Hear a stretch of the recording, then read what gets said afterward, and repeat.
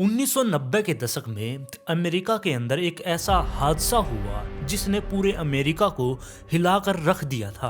क्योंकि उस टाइम पर एक माँ बेटी की अमेरिका के अंदर इतनी बुरी हालत में लाश मिलती है, जिसने भी उन लाशों को देखा उनसे खाना भी नहीं खाया गया। पुलिस वाले भी वहाँ पर उल्टियाँ करने लग गए थे जब उन्होंने उन डेड बॉडीज को देखा था। अब आप सोच कर देखिए कि उनकी हालत कैसी होगी।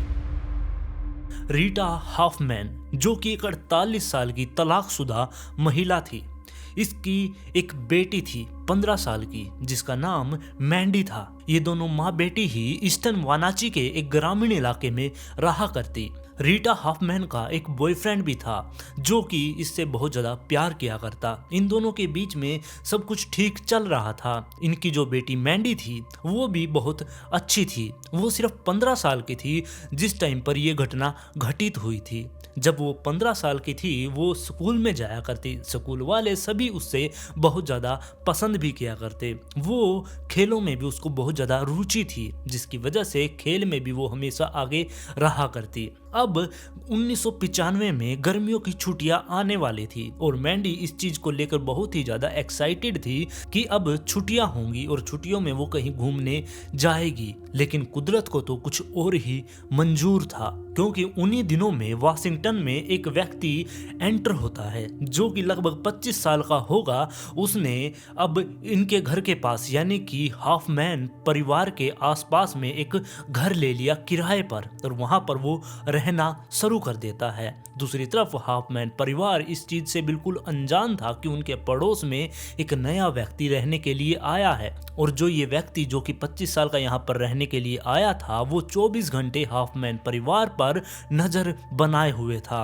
वो हमेशा उन पर नजर रखा करता कि वो क्या कर रहे हैं, घर में कौन आ रहा है, घर में से कौन जा रहा है। हर एक चीज की वो पड़ताल किया करता, उन पर नजर रखा करता। और ये जो व्यक्ति था ये अपनी कल्पनाओं में खोया रहा करता। ये खुद को एक वुल्फ माना करता, यानी कि भेड़िया खुद को सोचा करता और सोचता कि वो कैसे एक शिकार का पीछा कर रहा है। ऐसे ही वो अपने इस हॉफमैन परिवार पर नजर बनाए हुए था, एक भेड़िए की तरह। हॉफमैन परिवार की एक यहाँ पर छोटी सी कमजोरी भी थी। जो उनका घर था वो वैसे तो चारों तरफ से बंद था, लेकिन पीछे की साइड एक कांच का दरवाजा लगा हुआ था जो कि आसानी से खुल सकता था और वो लगभग खुला ही रहा करता। यहाँ पर हॉफमैन परिवार की भी कोई गलती नहीं है, क्योंकि जिस एरिया में ये लोग रह रहे थे वहाँ के सभी आसपास के लोग बहुत अच्छे थे। उनको कभी ऐसा लगा ही नहीं कि उन्हें किसी सुरक्षा की जरूरत है, उन्हें उस गेट को बंद करने की जरूरत है। उन्हें इस चीज की कभी भी जरूरत महसूस ही नहीं हुई, जिसके चलते वो गेट हमेशा खुला ही रहा करता। और फिर 12 अप्रैल 1995 की शाम को जो रीटा है वो अपने बॉयफ्रेंड से बात करती है लगभग 10 बजे। 10 बजे उससे बात करने के बाद उनके बीच में कोई लड़ाई झगड़ा नहीं होता, बिल्कुल आराम से उनकी नॉर्मल बात होती है। उसके बाद वो अपने सोने के लिए चली जाती है। दूसरी तरफ जो उसकी बेटी मैंडी थी वो भी ऊपर सोने के लिए चली गई और जो रीटा थी वो नीचे ही सोफे पर जाकर बैठ गई, वहीं पर वो आराम करने लगी। और दूसरी तरफ एक व्यक्ति जो अंधेरे का फायदा उठाते हुए हॉफमैन परिवार की तरफ बढ़ रहा था। धीरे धीरे वो पीछे के दरवाजे से अंदर की तरफ घुसा। उसके हाथ में एक चाकू था और चाकू को लहराते हुए वो अंदर की तरफ दबे पांव बढ़ रहा था। अब रीटा इस चीज पर बिल्कुल भी ध्यान नहीं दे पाई कि अंदर कोई घुस आया है। वो बिल्कुल शांत थी, अंदर लेटी हुई थी कि तभी उस व्यक्ति ने रीटा के ऊपर हमला कर दिया। लगभग 31 बार उसकी छाती और गर्दन पर चाकू से वार किए गए। रीटा की वहीं पर मौत हो गई, वो सोफे पर ही पड़ी हुई थी। जिसके बाद ये व्यक्ति यहीं पर नहीं रुकता। अब ये व्यक्ति धीरे धीरे ऊपर मैंडी के रूम में जाता है, लेकिन मैंडी को पहले ही पता चल गया था कि कोई उनके घर में घुस चुका है। अब मैंडी बेचारी थी तो 15 साल की बच्ची, लेकिन फिर भी उसने उस व्यक्ति का डटकर मुकाबला किया। लेकिन व्यक्ति ज़्यादा बड़ा था, उसने मैंडी पर काबू पाया और मैंडी के भी गले पर और छाती पर कई बार चाकू से किए, जिसकी वजह से मैंडी भी वहीं पर गिर जाती है लेकिन मरती नहीं है। जिसके चलते जो ये व्यक्ति था इसने वहां से एक बेसबॉल बैट उठाया और मैंडी के सर पर दे मारा, जिसकी वजह से मैंडी की मौत हो गई। मैंडी वहीं पर बेड पर गिर पड़ती है। और मैंडी के मरते ही असली जो इसने ब्रूटली यहाँ पर जो कुछ किया वो अब शुरू हुआ। सबसे पहले तो इस व्यक्ति ने जो यहाँ पर घुसा था मैंडी के जो पार्ट्स थे उनको अलग करना शुरू कर दिया। यहाँ तक कि जो बेसबॉल का बैट था उस बैट को उसके प्राइवेट पार्ट के अंदर डालकर पेट तक पहुंचा दिया। और वो यहीं पर नहीं रुकता, उसने चाकू उठाया, उसके पेट को बीच से चीर दिया पूरा का पूरा कमर तक। और यहाँ पर भी वो नहीं रुका, फिर उसने मैंडी का ब्लड भी पिया। ब्लड पीने के बाद भी उसका दिमाग शांत नहीं हुआ। उसने अब जो मैंडी थी इसके प्राइवेट पार्ट को चाकू से काटना शुरू कर दिया। उसके प्राइवेट पार्ट को काट कर मैंडी के ही मुंह पर रख कर वो वहाँ से नीचे की तरफ आता है। जब वो नीचे आया अब वो रीटा की तरफ बढ़ा। रीटा के पास आने पर उसका इतना ज़्यादा इंटरेस्ट नहीं था रीटा में, उसने बस उसके साथ भी कुछ गलत किया। वो उसके पास गया, उसके भी प्राइवेट पार्ट्स को काट डाला उसने, यहाँ तक कि उसकी ब्रेस्ट को भी काट दिया उसने। रीटा के उसने ब्रेस्ट को काट कर वहाँ पर नाइट स्टैंड पर उसने रख दिया और लगभग 2 घंटे तक वो उस घर के अंदर ही घूमता रहा। 2 घंटे के बाद वो उस घर से बाहर निकल कर चला गया और रीटा वहीं पर नीचे सोफे के ऊपर ऐसे ही बुरी हालत में पड़ी रहती है। और इन सब के बाद सुबह हो जाती है। सुबह होने पर जो रीटा की एक और बेटी थी, यानी कि वो अपनी छोटी बेटी मैंडी के साथ यहाँ रहा करती, उसके अलावा उसकी एक और बेटी थी जो उससे बड़ी थी। वो बेटी उनसे अलग रहा करती जिसका नाम एनजी था। अब एनजी अपनी माँ के पास फोन करती है, उसकी माँ ने फोन नहीं उठाया, जिसके बाद वो अपनी बहन मैंडी के पास फोन करती है, वो भी फोन नहीं उठाती। अब एनजी को यहाँ पर कुछ गड़बड़ लग रही थी क्योंकि रीटा और मैंडी हमेशा उसका फोन उठाया करती। वो गाड़ी लेकर अब उनके घर पर पहुंचती है। सामने का गेट बंद था। अब वो पीछे के दरवाजे से अंदर एंटर करती है और जैसे ही वो अंदर घुसी उसने जो कुछ देखा उसे देखकर उसकी आंखें फटी की फटी रह गई। उसकी दिल की धड़कन बहुत तेज हो गई। उसको समझ नहीं आ रहा था कि वो क्या करे। वो बस चिल्लाए जा रही थी। चिल्लाते चिल्लाते वो बाहर की साइड भागी। बाहर भागकर उसने अड़ोस पड़ोस के लोगों को जमा कर लिया, उन सबको घर पर लेकर आई। उसने वो हालत दिखाई उनकी माँ और उसकी बहन की, जिसके बाद उन्होंने पुलिस के पास फोन किया। पुलिस भी तुरंत वहां पर पहुंचती है। पुलिस ने भी जब वहां पर माहौल को देखा उनकी भी उल्टियां गिरना शुरू हो गई। इतना बुरा हाल वहां पर हो रखा था। पुलिस ने वहां पर आकर अपनी जांच शुरू कर दी थी। पुलिस वालों ने ये तो निर्णय ले लिया था कि जो भी ये हत्या की गई है ये किसी लूटपाट के इरादे से नहीं की गई है, क्योंकि इतना बुरा हाल किसी भी डेड बॉडी का कोई क्यों ही करेगा। या तो उसे कोई बदला लेना होगा या फिर किसी और कारण से। यहाँ पर पुलिस वालों को कोई कारण समझ नहीं आ रहा था कि इनकी किसी के साथ क्या दुश्मनी हो सकती है। पुलिस वालों के पास सबसे बड़ी चुनौती ये भी थी कि यहाँ पर हत्यारे ने ना तो कोई डीएनए छोड़ा, ना कोई छोटा से छोटा सुराग उसने छोड़ा था। पुलिस वाले अब समझ नहीं पा रहे थे कि वो शुरुआत कहां से करें। लेकिन जब पुलिस वालों ने आस पड़ोस के लोगों से पूछताछ की, वहां से पुलिस वालों को एक बहुत ही इम्पोर्टेंट सुराग मिल गया, क्योंकि एक पड़ोसी ने बताया कि जिस दिन मर्डर हुआ उस दिन लगभग 11:30 बजे रात को एक पिकअप ट्रक इस हाफमैन परिवार के घर के बाहर खड़ा था। और पुलिस वालों को ये जानकारी बहुत ही ज़्यादा इम्पोर्टेंट लगी और ये जानकारी उसी रात हुई एक और घटना से जाकर मेल खा चुकी थी, क्योंकि पुलिस वालों ने बताया कि वो भी उस दिन रात को गश्त पर थे और 11:30 बजे उन्हें एक ट्रक वाला मिलता है जो कि पिकअप ट्रक ले हुए था और वो ट्रक के अंदर बैठा था। पुलिस वालों ने उसे रुकवाया भी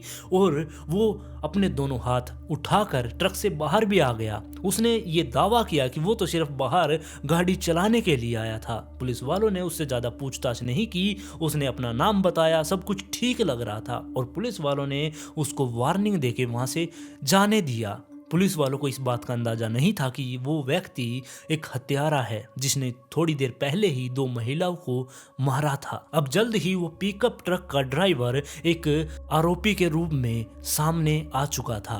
पुलिस वाले अब उसके बारे में डिटेल निकालना शुरू कर देते हैं। उन्हें पता चला कि वो व्यक्ति एक 25 साल का नौजवान है जो कि हाल ही में इस वाशिंगटन शहर में रहने के लिए आया है और इन्हीं के पड़ोस में वो किराए पर रह रहा है। लेकिन पुलिस वालों के पास कोई पुख्ता सबूत नहीं थे ताकि वो उसे अरेस्ट कर सके, जिसके चलते पुलिस वालों ने अब सारी निगरानी उसके ऊपर लगा दी। वो उसके पीछे लग चुके थे सारे सबूत इकट्ठा करने के लिए। सबसे पहले तो पुलिस वालों ने जिस घर में वो व्यक्ति रहा करता उस घर की मकान मालकिन से जाकर बात की। उस महिला ने बताया कि जिस दिन ये हत्या हुई उस दिन ये व्यक्ति लगभग 10 बजे घर से निकल चुका था और रात को 2 बजे के आसपास ये घर पर वापस लौटा था। अब ये वही टाइम था जिस टाइम पर हत्या की थी। अब जैसे जैसे जांच आगे बढ़ती जा रही थी पुलिस वालों ने अब उसके घर के वारंट भी ले लिए थे ताकि वो उसके घर पर जाकर तलाशी ले सके। कुछ अधिकारी उसके पीछे भी लगे हुए थे और एक दिन उसको कुछ कपड़ा फेंकते हुए देखा गया। पुलिस वालों ने बाद में उस कपड़े को उठाया, वो एक मास्क था क्योंकि वो व्यक्ति मास्क लगाकर उनके घर में घुसा था। अभी पुलिस वालों को ये मास्क मिलता है जिस पर पूरी तरीके से खून लगा हुआ था और जब पुलिस वालों ने उस ब्लड का टेस्ट किया तो वो हाफमैन परिवार से मेल खा गया, यानी कि वो ब्लड उन्हीं का था। पुलिस वालों का ऐसा मानना था कि उसने अपना चेहरा किसी ब्लड वाली जगह पर लगाया था और इसी वजह से इसके मास्क पर ये ब्लड लगा है और इसका सीधा सीधा यही मतलब है कि उसने हाफमैन परिवार का ब्लड पिया था। इन सब के बाद 14 अप्रैल को पुलिस वालों को वो चाकू भी मिल जाता है जिससे उन दोनों माँ बेटियों की हत्या की गई थी और वो चाकू भी उसी के डस्टबिन से मिलता है। अब पुलिस वालों को पूरा यकीन था कि उसी व्यक्ति ने इन दोनों माँ बेटियों की हत्या की है। पुलिस वालों के पास अब पूरे पुख्ता सबूत थे उस व्यक्ति को अरेस्ट करने के लिए। 19 अप्रैल 1995 को पुलिस सीधे ही उसके घर पर पहुंच गई और बिना किसी सूचना के उसको अरेस्ट कर लिया और उस व्यक्ति का नाम जैक था। जैक इंस्टन वाशिंगटन में पला बड़ा था, वहीं पर वो पैदा हुआ था, लेकिन बचपन से ही वो थोड़ा घुमंतू किस्म का रहा था। उसकी जो माँ थी उसने 4 शादियां की थी जिसकी वजह से उसके 4 बच्चे थे, लेकिन किसी को ये नहीं पता था कि उनका बाप कौन है। और बचपन से ही जो जैक था इसको पढ़ाई में बिल्कुल भी मन नहीं लगता था।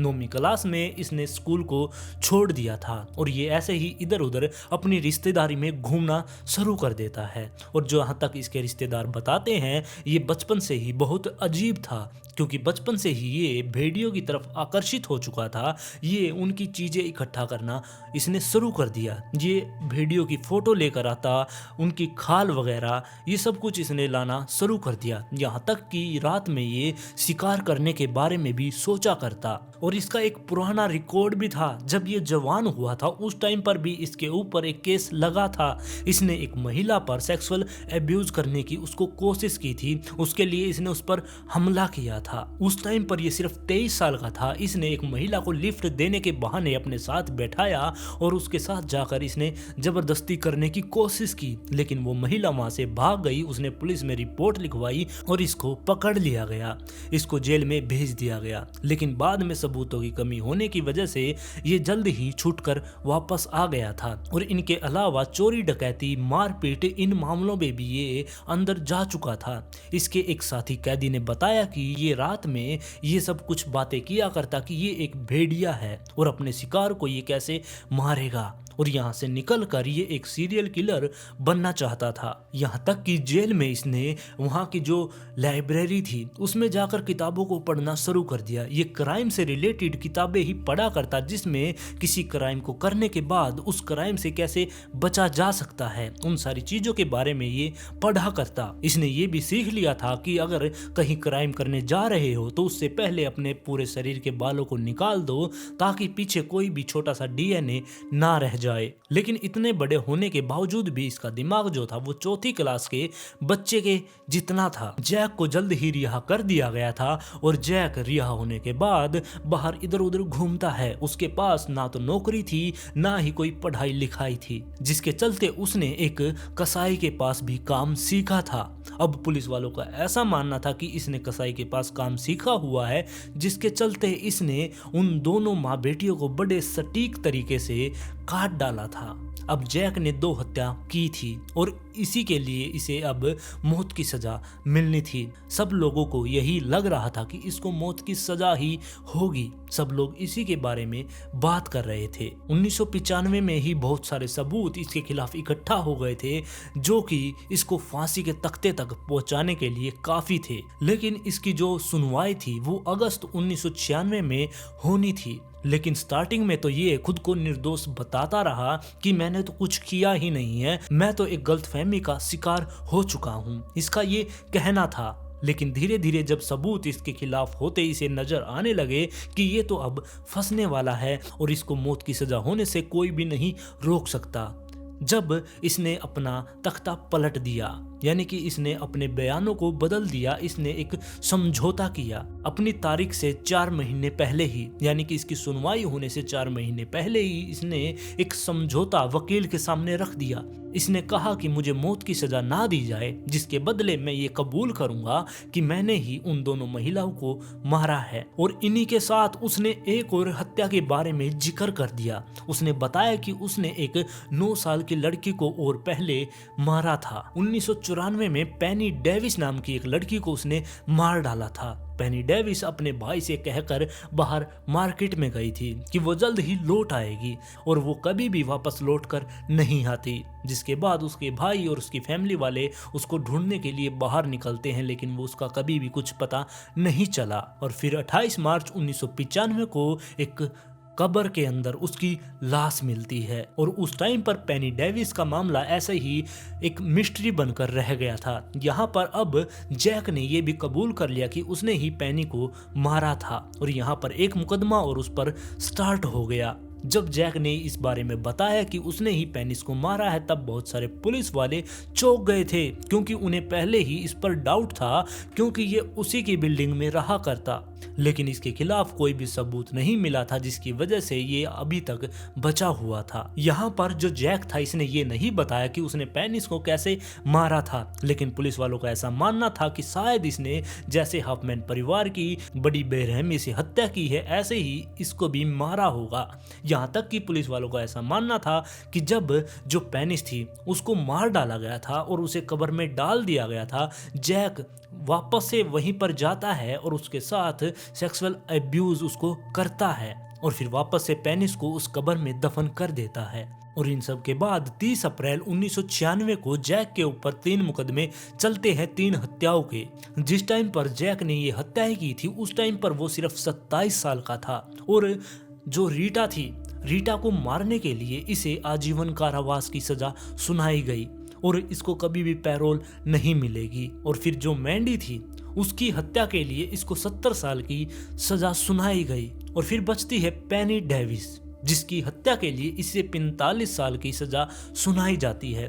कुल मिलाकर इसको 115 साल की सजा सुनाई जाती है और ये अभी भी जेल में है। इसको कभी भी जेल से रिहा नहीं किया जाएगा, ये हमेशा ही जेल के अंदर रहेगा। और अगर आपको इस केस से रिलेटेड फोटोज वगैरह चाहिए तो आप मेरे इंस्टाग्राम पर जा सकते हैं और मुझे वहाँ पर मैसेज करें, मैं आपको वहाँ पर फोटो दे दूंगा। और इंस्टाग्राम का लिंक नीचे डिस्क्रिप्शन में है, आप वहाँ पर भी मुझे फॉलो जरूर कर लें। और आज की स्टोरी में बस इतना ही। आप लोग इस स्टोरी के बारे में अपनी राय मुझे कमेंट में जरूर दें कि इसको इतनी ही सज़ा मिलनी चाहिए थी या फिर इसको मौत की सज़ा मिलनी चाहिए थी। और जल्द ही मिलते हैं ऐसे ही एक और इंटरेस्टिंग केस के साथ।